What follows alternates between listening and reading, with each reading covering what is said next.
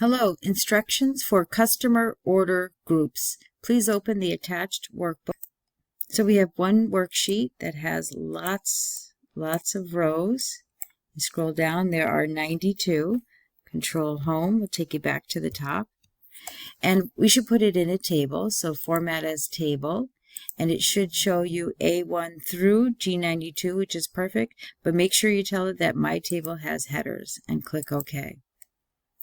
So this is just to show you what you can do. It's similar to the freeze pane. So maybe you don't need, you just need the customer ID. You don't need the customer name and address.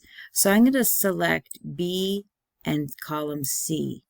And then on the data tab, I'm going to choose group.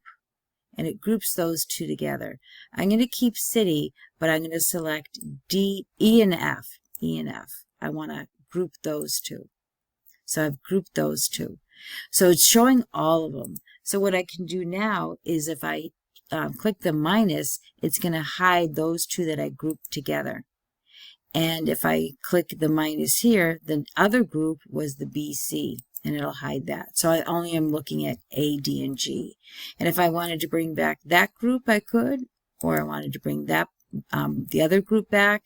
So now you can group things. When you're done, you don't want that anymore, you can ungroup.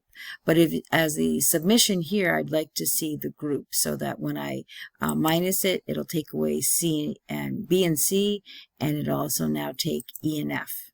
And then I should be able to get them back. And that's grouping similar to freeze pane. And that's a save and submit. Thank you.